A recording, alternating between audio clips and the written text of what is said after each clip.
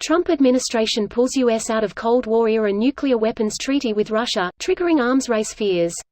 Here's a summary of the article. The Trump administration has announced it is pulling out of a Cold War-era nuclear weapons treaty with Russia, triggering fears of a new arms race between Washington and Moscow. In a statement, Donald Trump said America would suspend its obligations under the Intermediate Range Nuclear Forces Treaty from Saturday, citing alleged Russian violations of the 32-year-long agreement.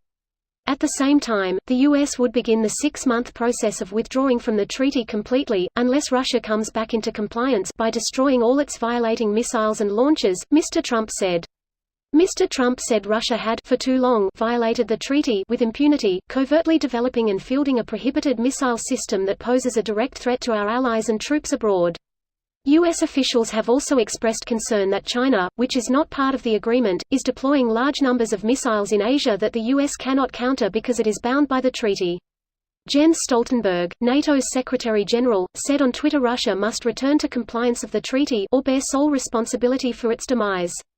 Dr. Patricia Lewis, an international security expert at think tank Chatham House, said the importance of INF Treaty went beyond Russia and the U.S. Any use of nuclear weapons that resulted from a conflict between them would have disastrous impacts for the whole planet. Every country, every person, has skin in this game, she said. This post received a score of 43,726, with an upvote ratio of 74%. Here are the top comments in response to this article. It's important to note that we have not pulled out of this agreement yet.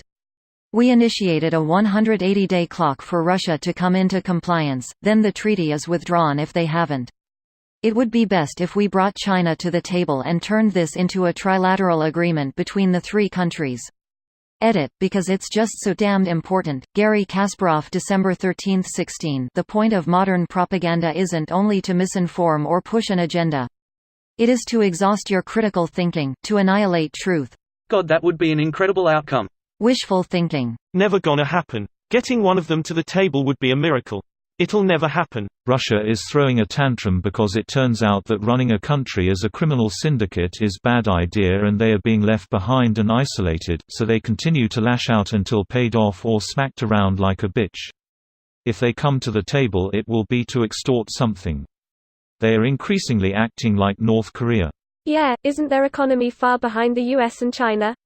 Their economy is just above Texas and well below California. GDP is approximately $1.7 trillion for Texas and Russia, California's is at $2.45. United States is $20.4. Texas really could be its own country. Wowza. GDP is not indicative of ability to be a country. There are plenty of countries much poorer than every state in the U.S. Yeah, but arguably Texas would function better independently than many real countries, looking at you, DRC, do today. Their economy would almost certainly take a hit, and I doubt Texas would have an easy time as its own independent country, but they probably could do it. But it would be a bad idea. So it seems like this treaty withdrawal is to ensure safety against China, because they are developing weapons with greater than 300 miles of range while we can't.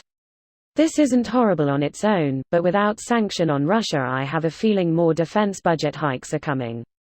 More defense budget hikes are coming regardless. The military isn't ever going to say we need less money than last year. And #X200B.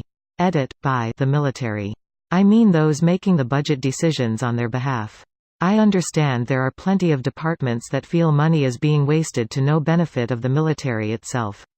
Not entirely true. The military has begged Congress to stop forcing them to buy crap they don't need, but they continue to pass bills requiring them to buy it anyways. Most likely private defense companies, lobbyists, have more of a say in what gets purchased than the actual experts and people who use it. This video was automatically created by Reddit to speech.